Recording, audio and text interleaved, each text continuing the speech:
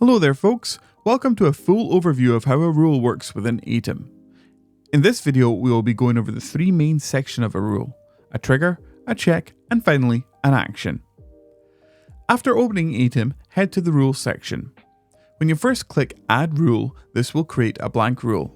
Across the top you can double click to change the title of the rule you are setting up. Alongside this you can also attach it to a queue. If you'd like to know more about queues, there will be a feature of this on our YouTube channel. And if you change your mind about setting up a rule before saving it, you can delete it.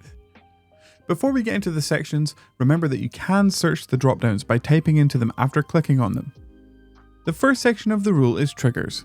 This is where an integration device is read and then an event is fired from the device in order for the rule to be triggered. For example, a scene change in OBS. There will be specific optional fields available too depending on what device and trigger type you have selected. For another example, a specific username from a Twitch chat message. Next we have checks. There are two types of checks available on rules. These are a rule check or a data check. With a rule check, this will check to see if data pulled into the rule, such as a variable, data from a trigger, or information from the data check are correct in comparison to the specific conditions that you, the user, has set up.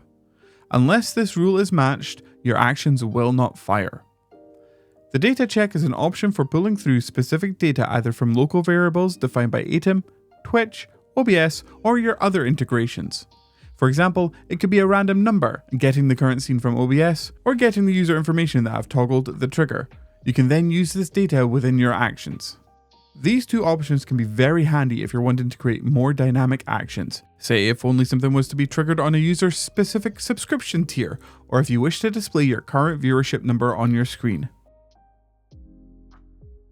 And finally, we have actions.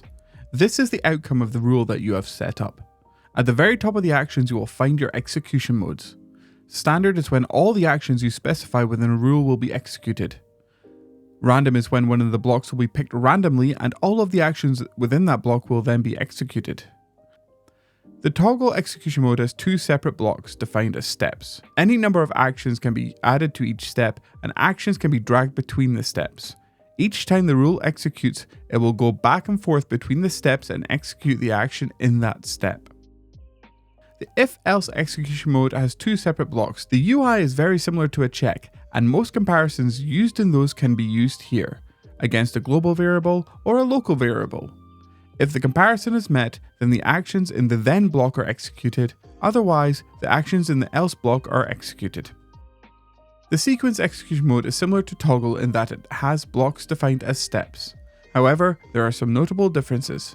With the sequence execution mode, you can define any number of steps, and any number of actions can be added into that step. Every time the rule executes, the actions inside the next step are executed. Once the end of the sequence is reached, it wraps back around to the first step. If there are no actions in a step, nothing happens when the rule executes that step. And finally, the switch case execution mode. This is like an extended version of the if-else mode. You can still select a local or global variable to compare, but you can add any number of options to compare the value against. If the rule gets triggered and the value of the variable matches one of the option's values, the actions inside that option get executed. If the value of the variable matches none of the options, the default block gets executed. If there are no actions in the default block when it's triggered, nothing happens. When you first add an action, you will need to set up a device and an action type, very similar to a trigger. Your action type will be varied dependent on what device you have selected, and similarly so, the options once you select a type will be varied.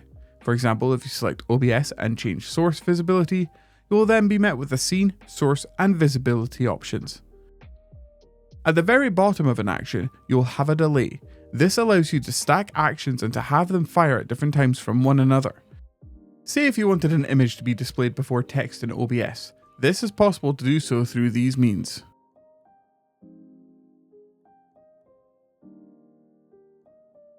Once you have saved the rule, you will have new options in the top bar.